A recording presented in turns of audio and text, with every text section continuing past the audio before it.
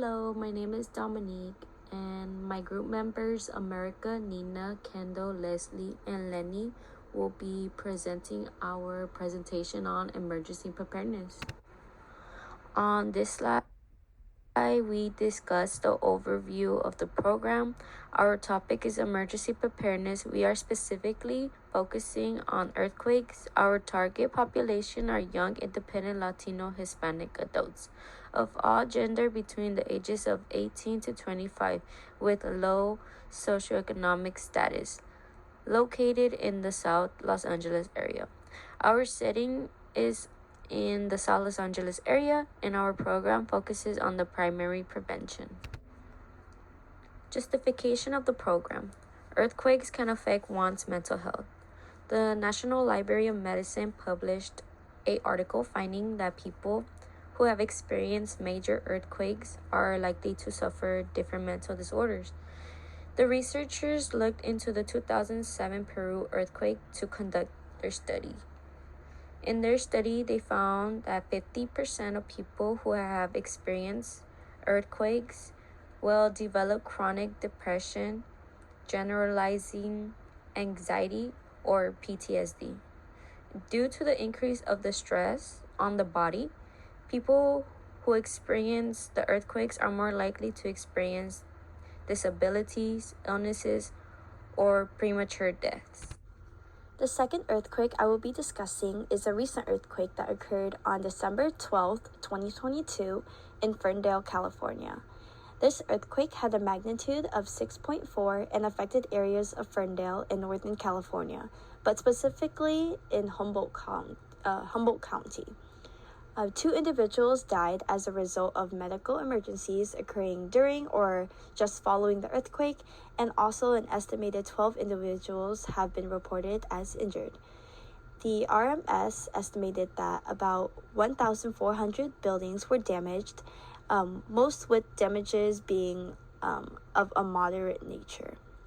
Around 79,000 homes and businesses were left without electricity in the aftermath of the earthquake, and which, because of this, was declared a state of an emergency.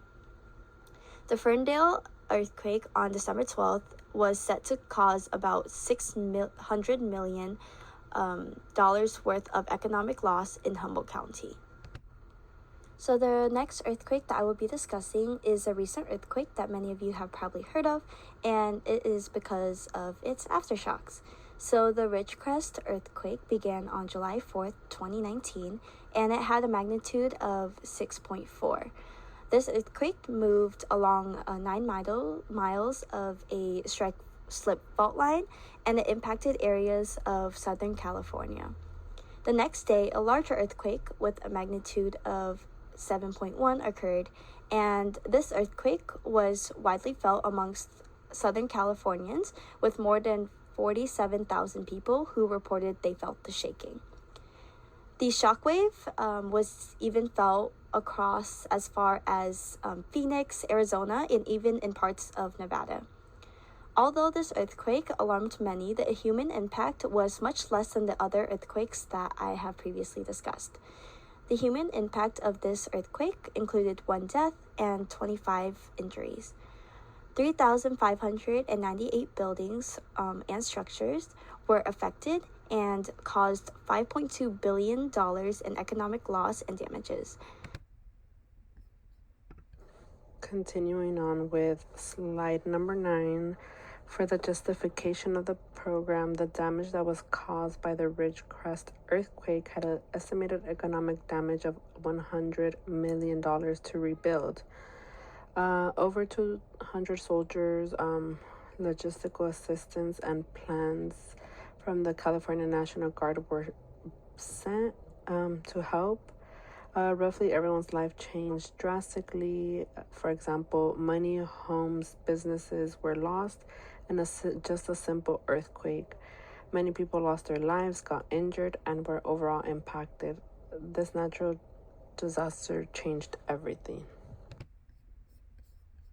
Hi, my name is Kendall Harrison, and I will be diving into the description of behavioral model. The earthquake preparedness program will guide by the health belief model in its developments in workshops and activities while using the chosen resources. Components of the health belief model are listed down below in each of this chart. Diving into perceived susceptibility, an earthquake and natural disaster workshop will influence perceived susceptibility, as they will be able to define the population at risk and risk levels. Perceived severity, a earthquake preparedness plan workshop will be needed to target perceived severity. Perceived benefits, a build a kit workshop will be utilized to influence perceived benefits. Perceived barriers, an emergency preparedness fair will influence perceived barriers and any complications a person may have. Cues to action, an earthquake preparedness month will influence cues to action. And self-efficacy, a community emergency response team training, community disaster earthquake drill workshop, and locating safe locations in your home workshop will influence self-efficacy. Hi, my name is Kendall Harrison, and I'll be continuing to talk about the description of the behavioral model. This model is a good fit for our program because it looks at the individual level, which is ideal for our target population of young adults living independently. The health belief model will focus on a person's perception of the threat of an earthquake. Additionally, through our workshops, individuals will focus on the benefits of safety precautions and avoiding earthquake hazards, as well as factors influencing the decision to act prior, during, and after an earthquake. The health belief model in emergency preparedness programs. This model has been used in earthquake/disasters preparedness in a study conducted in Iran. Previously, studies in Iran showed that most households did not have any knowledge or readiness of possible earthquake hazards. This finding shows that the health belief model had a significant impact on earthquake preparedness in their program. Individuals being prepared for an earthquake increase along with an increase in overall preparedness knowledge and understanding of the benefits of preparedness, and an increase in empowerment to take care of themselves during earthquakes. Hi, my name is Lenny, and I'll be going over the description of the logic model, which involves inputs, which would be sponsors and or funds to support the programs, volunteers, professionals, and staff to run the programs, locations to hold to run the events, social media accounts / marketing team to promote the events, and technology and supplies. As for our activities, we have creating an earthquake preparedness plan workshop, building a kit workshop, community emergency response team training, locating safe locations in your home workshop, earthquake and natural disasters education, emergency preparedness fairs, earthquake preparedness month, and community disasters / earthquake drill workshop. As for our outcomes, we plan for a 45% increase in knowledge on creating an effective earthquake preparedness plan, 30% change in attitude towards the importance of being prepared during an emergency despite age and or location, and lastly, a 10% increase in involvement with emergency preparedness through advocacy. So next, I will be going over the linkage between the behavioral model and the logic model. So for perceived susceptibility, earthquake and natural disasters education workshop will be a free class community members can take to further their education about potential earthquakes and natural disasters. History and background information on earthquakes will be discussed. This class would also teach them what to do in an event if one of the natural disasters happened. It would be a 2-hour, once a month minimal intensity class implemented by a seismologist and geologist with at least 10 years of experience, and this information will be taught through lectures and PowerPoints. For perceived severity, an earthquake preparedness plan workshop is free that a community member can take that would provide educated advice on making a plan of what to do. It would be an hour-long class once a week for a month with minimal intensity implemented by American Red Cross disaster workers, firefighters, emergency medical technicians, and seismologists with at least 5 years of experience. The modes of action for this workshop will be group discussions, lectures, and planning. For perceived benefits, Building a Kit workshop is a community-based workshop at local community centers that educates the public on what to do during an event of an earthquake and how you can prepare. The workshop provides its people with a go bag that includes all the necessary essentials you would need if an earthquake disaster struck, and how to use each component included in the bag. It would be a 2-hour, 3-day course of minimal intensity implemented by local firefighters with at least 10 years of experience. Modes of action will be hands-on activities, for example, physically putting together a kit in person, and a lecture. Hi, this is Leslie, and to continue with perceived barriers, emergency preparedness fairs will be community fairs that include the involvement of local emergency services. The purpose of these fairs will be to inform attendees with booths and pamphlets of the importance of emergency preparedness, as well as showcase resources, equipment, or services that they can use. It will be a 2-hour, 3-day course of moderate intensity and will be implemented by first responders, nurses, geologists, and seismologists with at least 5 years of experience. Modes of action will be booths that provide information, as previously mentioned, pamphlets, and visual demonstrations.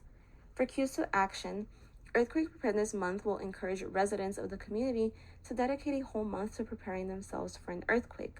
This month will consist of friendly competitions and challenges within the community where participants will win prizes such as gift cards.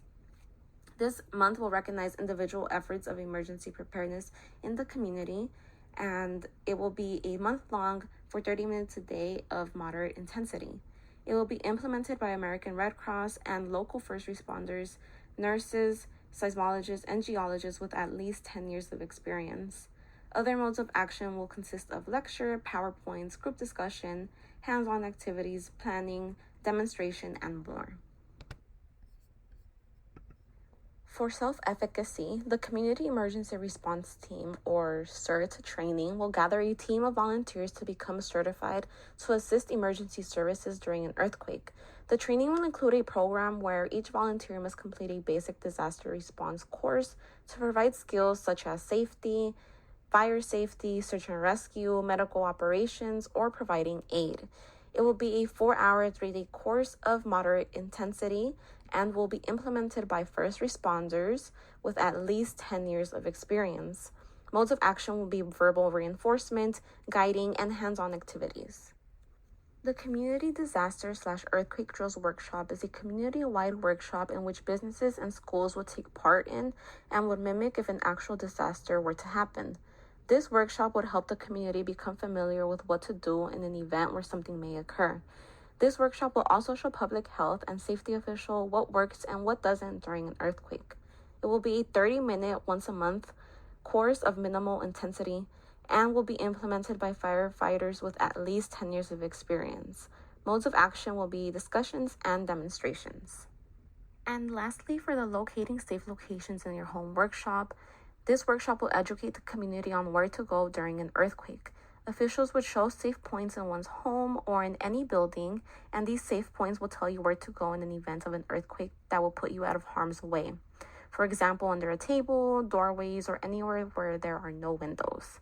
It will be a 2-hour, 1-day course of minimal intensity and will be implemented by firefighters and architects with at least 10 years of experience. Modes of action will be demonstrations and lecture. Finally, our 3 measurable impact objectives are as follows. Number 1, the experimental group will increase their knowledge on creating an effective earthquake preparedness plan by 45% as measured at post-test through a self-administered questionnaire. Number 2, the experimental group will change their attitude in regards to the importance of being prepared during an emergency despite age and/or location by 30% as measured at post-test through a self-administered questionnaire. And number 3, the experimental group will increase their involvement with emergency preparedness through advocacy by 10% as measured at post-test through a self-administered questionnaire. And these are our references. Thank you.